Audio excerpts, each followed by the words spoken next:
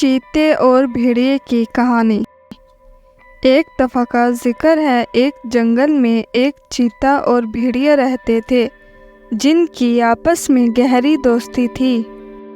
آج بھیڑیا اور تیندوا بہت خوش تھے کیونکہ آج بہت دنوں کے بعد انہوں نے بھیڑ کا بچہ اکیلا پایا، ورنہ اس کی ماں اسے قریب سے دیکھ رہی تھی اور ہر وقت اس کے ساتھ رہتی تھی۔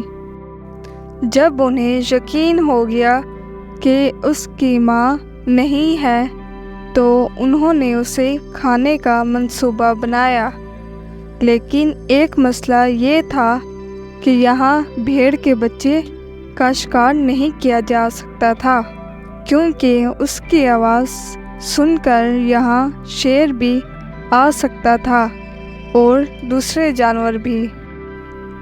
ہم بھیڑ کے بچے کو سیر کے لیے لے جاتے ہیں تاکہ ہم اسے سکون سے کھا سکیں، بھیڑیے نے چیتے سے کہا۔ ہاں، تم ٹھیک کہتے ہو، چیتے نے بھیڑیے کے منصوبے سے اتفاق کیا۔ چنانچہ وہ دونوں بھیڑ کے قریب گئے اور پھر بھیڑیے نے چالاکی سے کہا، اتنا پیارا بچہ اکیلا بور ہو رہا ہے، آئیے آپ کو دوسرے جنگل کی سیر پر لے جائیں۔ بھیڑ کے بچے نے چیتے اور بھیڑیے کو دیکھا تو ڈر گیا۔ ڈرو مت بچے، ہم تمہارے چچا ہیں اور تمہارا بھی خیال رکھیں گے، چیتے نے جھوٹی محبت سے کہا تو بھیڑ کا بچہ مان گیا اور ان کے ساتھ چلنے لگا۔ دوسری طرف تیندوے نے سوچا کہ بھیڑیے کو بھگا کر میں اسے اکیلا کھا جاؤں گا، چنانچہ اس نے تھوڑی دور جا کر بھیڑیے کو کھائی میں گرانے کی کوشش کی، لیکن جیسے ہی تیندوے نے بھیڑیے کو دھکا دیا، بھیڑیے نے اپنے تیز اور نوکیلے پنجے اس کے جسم میں کھود دیے، پھر دونوں ایک دوسرے پر حملہ کرنے لگے۔